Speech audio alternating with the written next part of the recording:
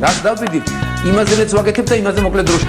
შეიძლება მართლაც ევროპაც გავავოცოთ. Поздравляю весь личный состав. კარგი მანევრია ძალიან. დიაპოვნებაში გადაცემდა. ვაშე გადაცემა თქვენთან არის. თენგის გოგუტიშვილთან ერთად. მოგვიწონეთ და გამოგვიწერეთ. ნებისმიერ პლატფორმაზე. YouTube-ზე, Facebook-ზე, Instagram-ზე და TikTok-ზე.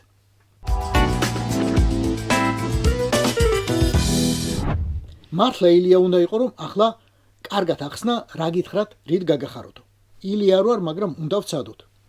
აღმოჩნდა რომ ქოცების ყოფილი გენერალური პროკურორი ახლა ყოფილა ძებნილი. ძებნილი შეკვეთილი მკვლელობისთვის. რომანოვ ფარცხალაძე. კაცი რომელიც თავის დროზე ოდესღაც დავიწუნეთ, იმიტომ რომ არ ქონდა იურისტის დიპლომი და იყო სამაგეროდ ნასამართლები ბოტასის კურდობისთვის, ახლა მთლად შეკვეთილი მკვლელობის ორგანიზატორი ყოფილა. და რას გვეუბნება ეს ყველაფერი ბორიას რეჟიმზე? რეჟიმი თურმე ეყრდნობა გენერალურ პროკურორს, რომელიც შეიძლება მერე გახდეს შეკვეთილი მკვლელობის ორგანიზატორი, რეჟიმი ეყრდნობა პრემიერ-მინისტრს, შინაგან საქმეთა მინისტრსა და თავდაცვის მინისტრს, რომელსაც შემდეგ წამოუყენებენ ბრალს უზარმაზარი მექრთამეობისთვის, მილიონებზეა ლაპარაკი. რეჟიმი ეყრდნობა პრემიერ-მინისტრს, რომელიც ახლა ძებნაშია, სახელმწიფოს ინტერესების ღალატისთვის და ადამიანებისთვის თვალების დათხრისთვის, რაზეც სტრასბურგმა უკვე გამოიტანა ერთი გადაწყვეტილება. რეჟიმი ეყრდნობა სუსის სუფროს, რომელიც ახლა ციხეშია უზარმაზარი ქრთამისთვის, მათ შორის ბავშვების ძარცვისთვის, საბავშვო ბაღების გაძარცვისთვის. რეჟიმი ეყრდნობა თავდაცვის მინისტრს, რომელიც ასევე ციხეშია, ასევე ბიუჯეტის მოპარვისთვის. ციხის გზაზეა უამრავი სხვა ჩინოვნიკი და ეს რეჟიმი ახლა გვეუბნება, რომ დაუმყარებია არაჩვეულებრივი დემოკრატია, არაჩვეულებრივი ქვეყანა აუშენებია და უზარმაზარი წინსვლა აქვს. კიდევ ერთხელ ვამბობ, მართლა ილია უნდა იყო, რომ კარგად ახსნა. რა გითხრათ, რით გაგახაროთო? ან ის ილია უნდა იყო, ან ეს ილია. იგივე პელე, იგივე ექვთიმე.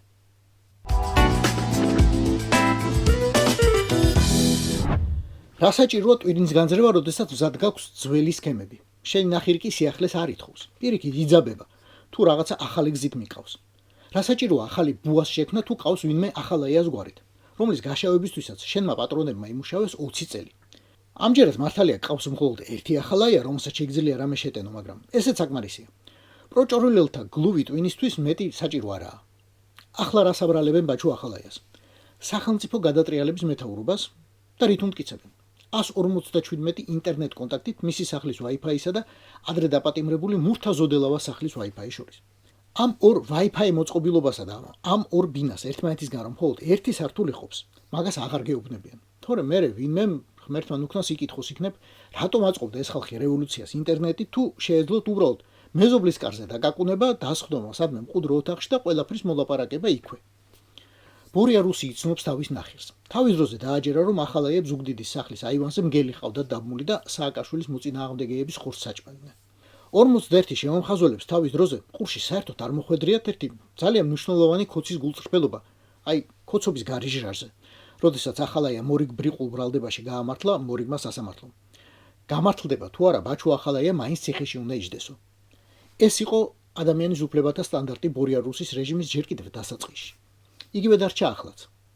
დავამტკიცებთ რამეს თუ არა უნდა იჯდეს, ხოლო თუ ჩაждდომას არ მოინდომებს, მოვანდომებთ ცოლის თავისუფლების სანაცვლოდ. აბა ვის უნდა ახლა რომ 13 წლის ბავშვმა ერთდროულად დედაც დაკარგოს და მამაც. თვეში ერთხელ ნახოს და ისიც მხოლოდ შუშისა და გისოსებს მიღმა. ხო და დაიბრალებს ბაჩო, აბა საწავა. ანი ნადარეშვილი დაკავებისთანავე სტატუსი შეიძინა ბრალდებულის, თუმცა შემდგომში რალი არ წაგიყენებია და ბრალდებული როგორ არის კონკრეტული ვადები ხავს? ბრალდებულის სტატუსს ადამიანი იღებს დაკავების დროსაც და მათ შორის ბრალის წარდგენის დროსაც. თუ კი პირს ბრალდება არ წარდგენია ამ ვადაში, იგი დაკავებიდან იქნა გათავისუფლებული. შესაბამისად ბრალდების მხარეს ახლა აქვს გარკვეული ვადა, გადაწყვეტეს მას წარედგინება. ანონსებთ რომ ბრალს წაუყენებთ? არა, არაფერს არ ვაანონსებ. მაგრამ არ დაიბრალა ბაჩუ ახალაიამ, არ შეიტენა და ამ ყველაფერზე პროცესზე იყვირა. სანამ საზოგადოებისთვის დახურავდნენ პროცესს. ირაკლი კობახიძეზე დაიკიდა ეს ბრალდებები მოსამართლემ. არც კი მოусმინა, მაგრამ რეჟიმს საფიქრალი მაინც გაუჩნდა. რაკნას მისი მეუღლის საქმეზე. ანი ნადარეშვილი დააკავეს, მერე გამოუშვეს, მაგრამ ბრალდებული სტატუსს არ უხსნიან. რა იცი, როდის გამოგვადგებაო. საქმე და მომავალი პროცესები დაიხურა. ახალაიამ პროტესტის ნიშნად უარი თქვა საერთოდ მონაწილეობაზე. მარტივად რომ წარმოიდგინოთ. აწი დარბაზში იჯდება მოსამართლე წოდებული ორგანიზმი, პროკურორად წოდებული ორგანიზმი და ადვოკატი. და მეტი არავინ. ამ ადვოკატს გარეთ არაფრის გამოტანის უფლება არ ექნება. ბრალდებული არ იქნება არც ოჯახის წევრი, არც გულშემატკივარი. ესაა ბორია სამართალი. ესაა დემოკრატია, ევროპის გამოუცებელი. ნურაფერს ახალსა და კარგს მისგან ნუელით. ელოდეთ მხოლოდ სუსის მორი განცხადებას, მაგალითად, რომ ჩხრეკის შედეგად ამოღებულია ერთი ერთეული მგელი და ათეული ან ასეული თავისქალა და მენჯიზვალი, რომელიც წინა ხელისუფლების ოპონენტებს ეკუთვნის. ასევე 26,000 საჯიშე ვაშკაცის ჯიში და ჯილაგი, რომელიც 2012 წლიდან ინტენსიურად იწებნებოდა.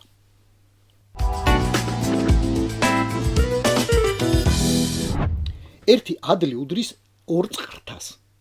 ხომ ძალიან სასარგებლო ინფორმაცია.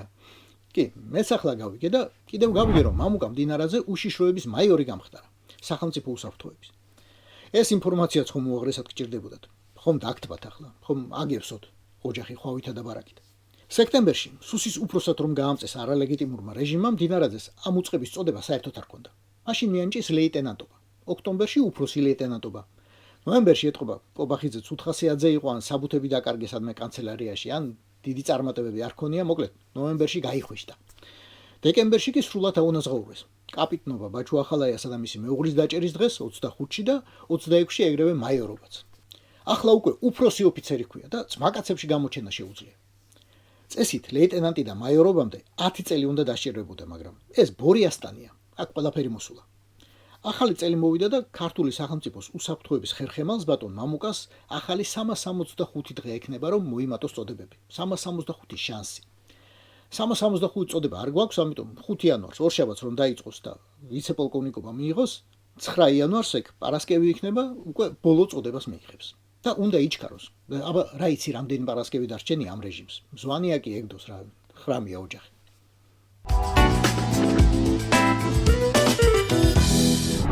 2026 წელს უკრაინა ისევ ომით ხვდება. უკრაინა ისევ ომში ხვდება. ომი, რომელიც ტრამპს თითქოს უნდა დაესრულებინა 24 საათში, მერე უნდა დაესრულებინა 1 კვირაში, მერე უნდა დაესრულებინა 10 დღეში, მერე უნდა დაესრულებინა 1 თვეში, აღმოჩნდა რომ 1 წლის განმავლობაშიც ვერ გააჩერა. და ვერ გააჩერა, იმიტომ რომ პუტინი, ადამიანი, რომელსაც იგი ასე ენდობა, ამ ომის გაჩერებას არ აპირებს. რას გვეუბნება ეს ყველაფერი ჩვენ? გვეუბნება იმას, რომ უკრაინა რჩება ომში და ჩვენც მასთან ერთად ვრჩებით ომში. რაც არ უნდა გვითხრას, რაც არ უნდა გველაპარაკოს, რამდენიც არ უნდა გვიჩიშინოს ქართულმა ოცნებამ, დიახ, უკრაინის ომი საქართველოს ომია. უკრაინის ომი პოლონეთის ომია, უკრაინის ომი გერმანიის ომია, უკრაინის ომი ლიეტუვის ომია, უკრაინის ომი ესტონეთის ომია, უკრაინის ომი ლატვიის ომია, უკრაინის ომი ფინეთის ომია, უკრაინის ომი მთელი ევროპის ომია. და მათ შორის კიდევ ერთხელ, ჩვენი ომიც. 2026 წელს ზუსტად ეს უნდა გვახსოვდეს. ეს უნდა იყოს ამოსავალი წერტილი, ერთ-ერთი მთავარი ამოსავალი წერტილი ნებისმიერი პოლიტიკოსისთვის, ნებისმიერი პოლიტიკური ძალისთვის, ნებისმიერი ფლანგისთვის საქართველოს პოლიტიკაში. რომ უკრაინაში ომი გრძელდება, შესაბამისად რუსეთთან ომი გრძელდება, შესაბამისად საქართველო ვერ იქნება მშვიდობიანი ქვეყანა. რაც არ უნდა გველაპარაკონ პროჭორულელებმა, რაც არ უნდა გვეჩიშინო, რომ თურმე უნიკალური, უპრეცედენტოდ ხანგრძლივი მშვიდობიანი პერიოდი მოუტანიათ საქართველოსთვის. ის რაც დღეს ხდება, მშვიდობა არ არის. როდესაც ომი მიდის უკრაინაში, როდესაც უამრავი ადამიანი იღუპება, როდესაც რუსეთი ჯერ ისევ შეტევაზეა, ამას მშვიდობა არ ქვია. ამას ქვია დრო და მდგომარეობა, რომელსაც ჯერ კიდევ ანტიკურ სამყაროში ძალიან მარტივი გადაწყვეტის ფორმულა მოუძებნეს. პარა ბელუმ. რას დავდივით? იმაზე მეც ვაკეთებ და იმაზე მოკლედ დროში. შეიძლება მართლაც ევროპას გავავოცოთ. Поздравляю весь личный состав. კარგი მანევრია ძალიან. Я помню, очень гадаться надо.